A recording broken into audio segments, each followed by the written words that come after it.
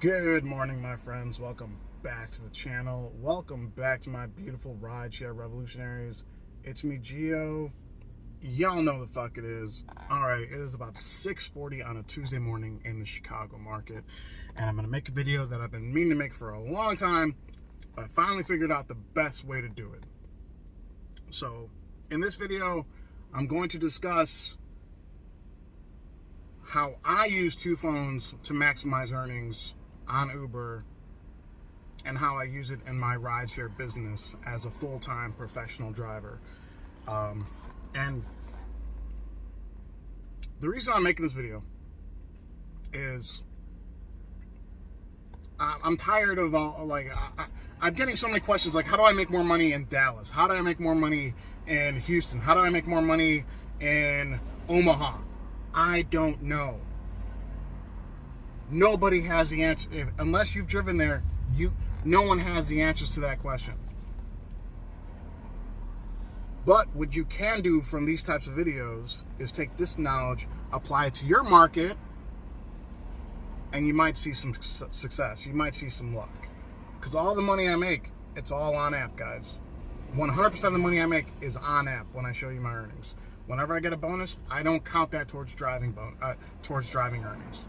So if my Uber pay statement says $1,800, but there's a $1,500 referral bonus, that means I made $1,300. That doesn't mean I made $1,800. Another piece of advice I'm going to give you guys is this. This mostly applies to the metropolitan markets like Chicago, DC, Philly, LA, San Francisco. The bigger markets that have large populations, large median incomes, follow the patterns of the white collars, all right? The business people, the bankers, the finance people, the people that have cushy office jobs, all right? Find out their patterns. What time do they go to work in the morning? When do they usually go to the airports? When do they usually come back from the airports? When do they go to dinner? Follow those patterns. That's how you want to stay busy. Don't just drive around aimlessly. Right? Try to set yourself up in certain positions to get these rides and try to limit your dead miles in the process. Right? Like right now, I'm on the north side of Chicago. It's like I said, 6:40 in the morning on Tuesday. There's a lull period at around this time, so I figure I'm gonna use this time to record this video. So let's just dive into it. The screenshots I'll be showing you were of a ride while I was on filter, okay? And then you can clearly see my other phone next to it. Now, on my tablet, that's when I was doing the Uber rides. That was on a filter, and it was headed to McCorn Place. The reason I have a second phone is so I can monitor surge on my second phone. Because for a while, you couldn't do that with the flat surge. For a while, if you had a second phone, even if you had two phones, two devices, the second phone wouldn't reflect current demand. It would reflect demand of when you picked up your current ride. Right? I know it's a little confusing, but something happened. They finally got around to fixing it.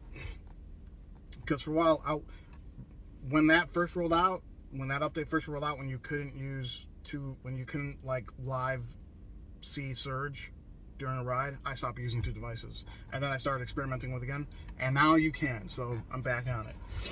So I use my second device to monitor the surge, right? And I also use my second device to run Lyft, because I don't like it when I have Lyft pings coming through on my device as I'm getting Uber rides. Not a fan of that.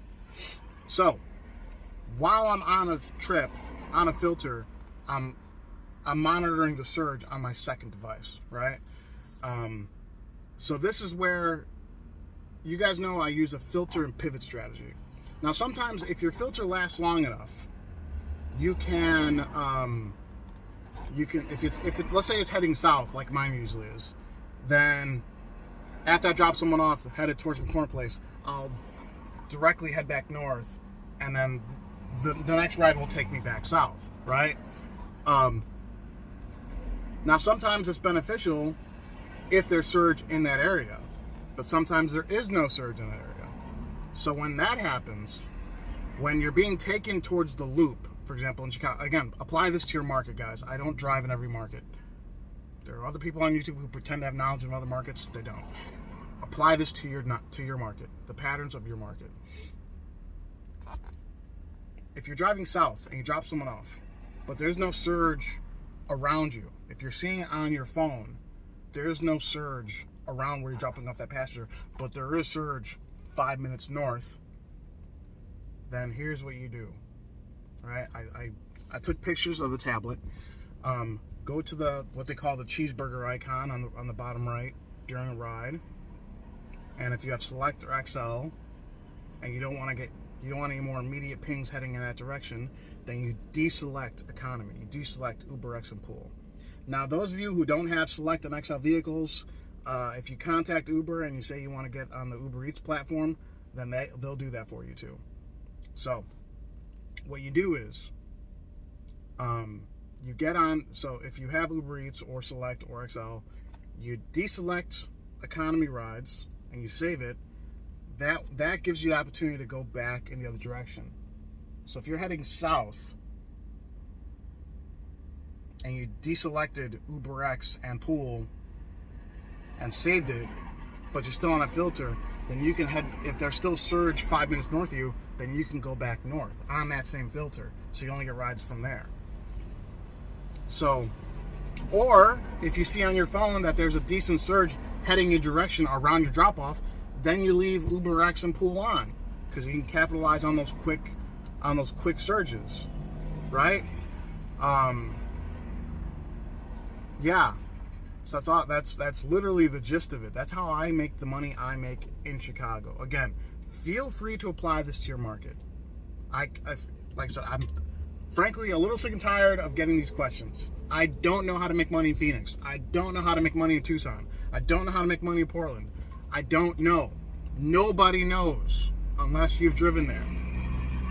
But hopefully videos like this one can help you learn how to navigate your market a little bit better, how to apply this strategy to your market, and it'll help. Now, of course, I'm not telling you guys to go out there and get a second phone. I'm not suggesting. If you don't need a second phone, don't get one. But if you have an old phone and you want to stick a $20 data plan on it, that works just fine too.